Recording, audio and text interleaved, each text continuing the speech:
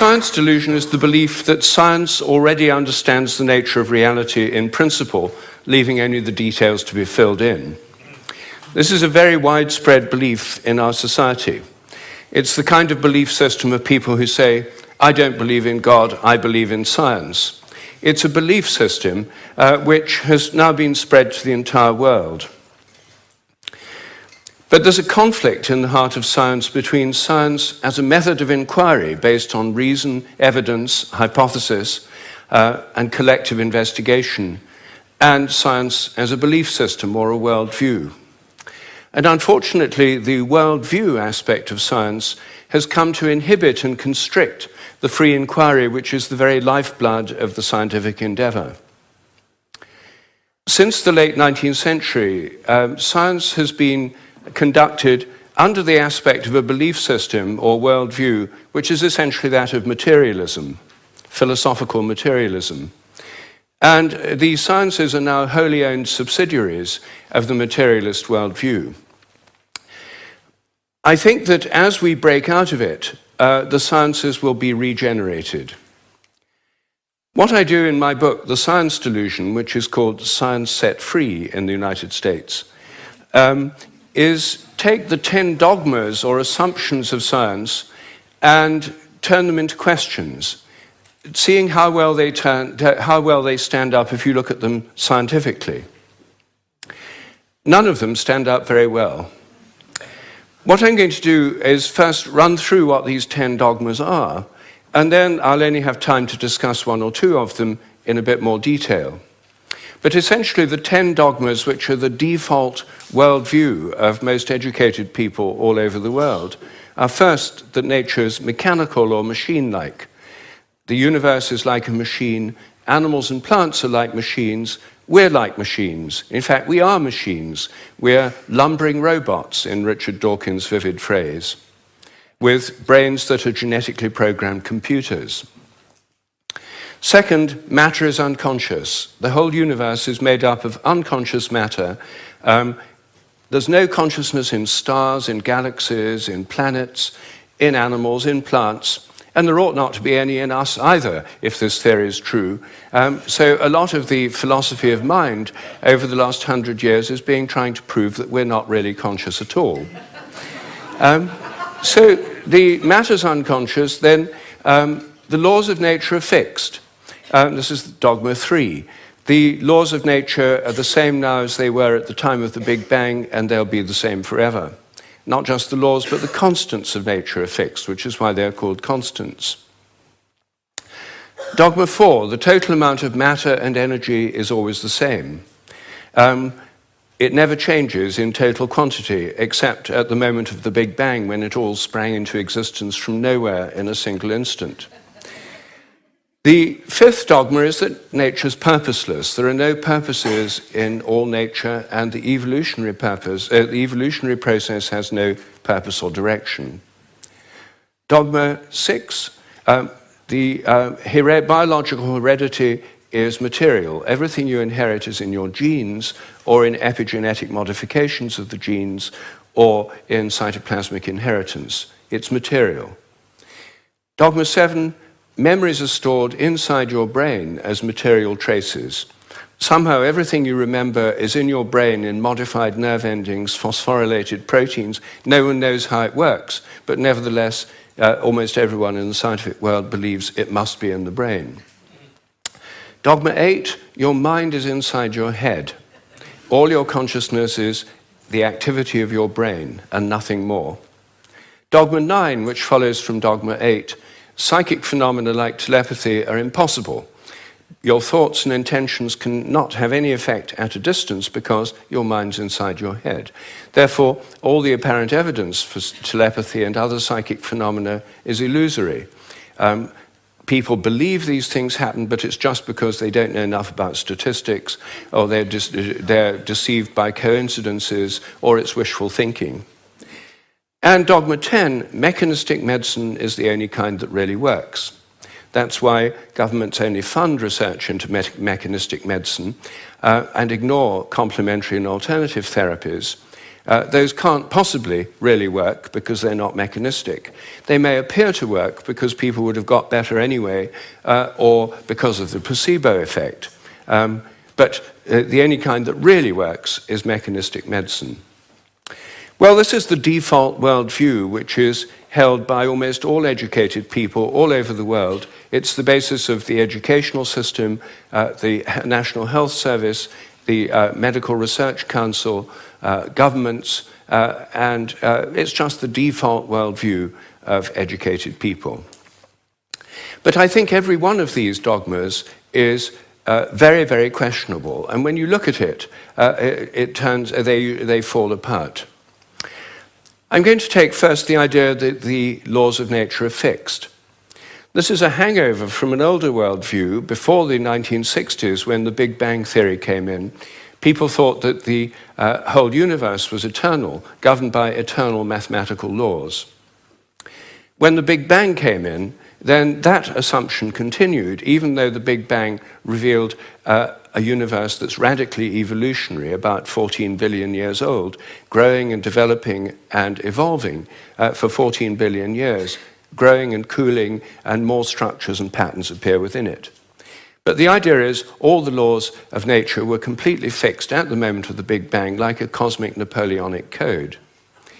As my friend Terence McKenna used to say, modern science is based on the principle, give us one free miracle and we'll explain the rest.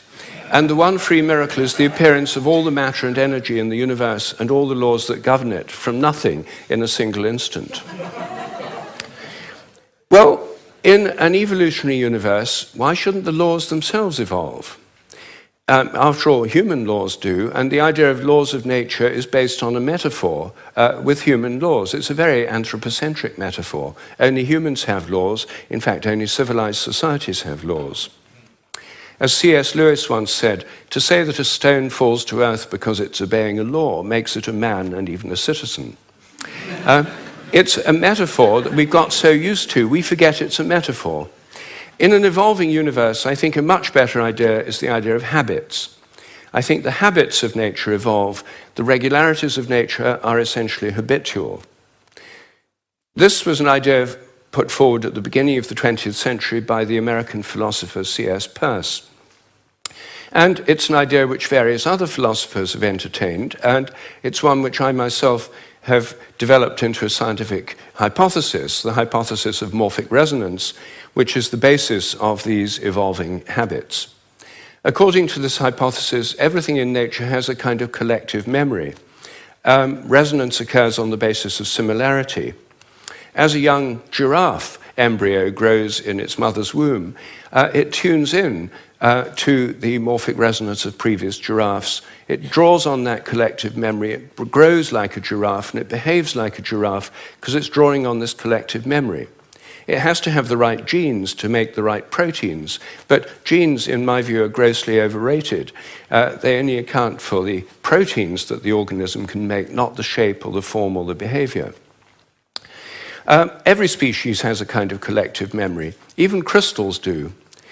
This theory predicts that if you make a new kind of crystal for the first time, the very first time you make it, it won't have an existing habit. But once it crystallizes, then the next time you make it, there'll be an influence from the first crystals to the second ones all over the world by morphic resonance. It'll crystallize a bit easier. The third time, there'll be an influence from the first and second crystals. There is, in fact, good evidence that new compounds get easier to crystallize all around the world, just as this theory would predict. It also predicts that if you train animals to learn a new trick, for example, rats learn a new trick in London, then all around the world, rats of the same breed should learn the same trick quicker just because the rats have learned it here. And surprisingly, there's already evidence that this actually happens. Anyway, that's my own hypothesis in a nutshell of morphic resonance. Everything depends on evolving habits, not on fixed laws. But I want to spend a few moments on the constants of nature too, because these are, again, assumed to be constant. Things like the gravitational constant, the speed of light, are called the fundamental constants. Are they really constant? Well, when I got interested in this question, I tried to find out. they're given in physics handbooks. Handbooks of physics list the existing fundamental constants and tell you their value. But I wanted to see if they'd changed, so I got the old volumes of physical handbooks. I went to the Patent Office Library here in London, and they're the only place I could find that kept the old volumes. Normally people throw them away when the new values come out. They throw away the old ones. When I did this, I found that the speed of light dropped between 1928 and 1945 by about 20 kilometers per second. It's a huge drop because they're given with errors of only fractions of decimal points of error. And yet, all over the world, it dropped, and they were all getting values very similar to each other with tiny errors. And then in 1945, it went up, 48, it went up again. And then people started getting very similar values again. I was very intrigued by this, and I couldn't make sense of it. So I went to see the head of metrology at the National Physical Laboratory in Teddington. Metrology is the science in which people measure constants. And I asked him about this. I said, what do you make of this drop in the speed of light between 1928 and 1945? And he said, oh dear, he said, you've uncovered the most embarrassing episode in the history of our science. So I said, well, could the speed of light have actually dropped? And that would have amazing implications if so. He said, no, of course it couldn't have actually dropped. It's a constant. So, well then how do you explain the fact everyone was finding it going much slower during that period? Is it because they were fudging their results to get what they thought other people should be getting, and the whole thing was just produced in the minds of physicists? We don't like to use the word fudge. I said, well, what do you prefer? He said, well, we prefer to call it intellectual phase locking.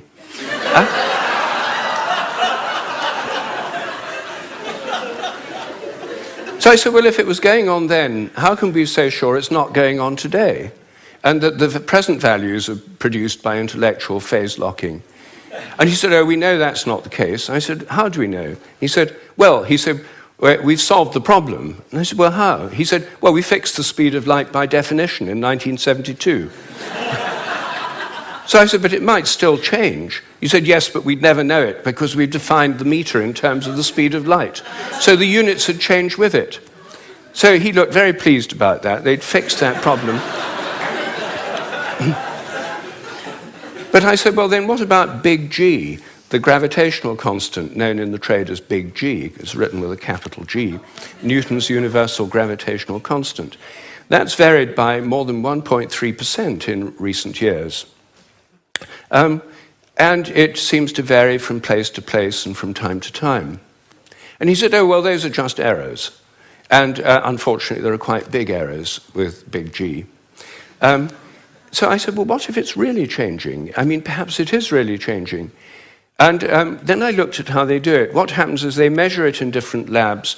They get different values on different days, and then they average them. And then other labs around the world do the same, and they come out usually with a rather different average. And then the International Committee on Metrology meets every 10 years or so and average the ones from labs around the world to come up with the value of big G. But what if G were actually fluctuating? What if it changed? There's already evidence, actually, that it changes throughout the day and throughout the year. What if the Earth, as it moves through the galactic environment, went through patches of dark matter or other environmental factors that could alter it? Maybe they all change together. What if these errors are going up together and down together? For more than 10 years, I've been trying to persuade metrologists to look at the raw data. In fact, I'm now trying to persuade them to put it online on the internet with the dates and the actual measurements and see if they're correlated, to see if they're all up at one time, all down at another. If so, they might be fluctuating together, and that would tell us something very, very interesting. But no one has done this. They haven't done it because G is a constant. There's no point looking for changes. You see, here's a very simple example of where a dogmatic assumption actually inhibits inquiry. I myself think that the constants may vary quite considerably, well, within narrow limits, but they may all be varying. And I think the day will come when scientific journals like Nature have a weekly report on the constants, like stock market reports in newspapers. You know, this week, big G was slightly up, the charge on the electron was down, the speed of light held steady, and so on. That's one area, just one area where I think thinking less dogmatically could open things up. One of the biggest areas is the nature of the mind. This is the most unsolved problem, as Graham just said, that science simply can't deal with the fact we're conscious. And it can't deal with the fact that our thoughts don't seem to be inside our brains. Our experiences don't all seem to be inside our brain. Your image of me now doesn't seem to be inside your brain, yet the official view is there's a little Rupert somewhere inside your head, and everything else in this room is inside your head. Your experience is inside your brain. I'm suggesting actually that vision involves an outward projection of images. What you're seeing is in your mind, but not inside your head. Our minds are extended beyond our brains in the simplest act of perception. I think that we project out the images we're seeing, and these images touch what we're looking at. If I look at you from behind, you don't know I'm there. Could I affect you? Could you feel my gaze? There's a great deal of evidence that people can. The sense of being stared at is an extremely common experience, and recent experimental research suggests it's real. Animals seem to have it too. I think it probably evolved in the context of predator-prey relationships. Prey animals that could feel the gaze of a predator would survive better than those that couldn't. This would lead to a whole new way of thinking about ecological relationships between predators and prey, also about the extent of our minds.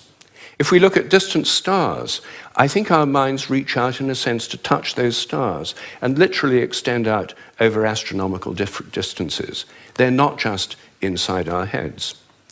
Now, it may seem astonishing that this is a topic of debate in the 21st century. We know so little about our own minds that where our images are is a hot topic of debate within consciousness studies right now. I don't have time to deal with any more of these dogmas, but every single one of them is questionable. If one questions it, new forms of research, new possibilities open up. And I think as we question these dogmas that have held back science so long, science will undergo a reflowering, a renaissance. I'm a total believer in the importance of science. I've spent my whole life as a research scientist, my whole career. But I think by moving beyond these dogmas, it can be regenerated. Once again, it can become interesting and, I hope, life-affirming. Thank you.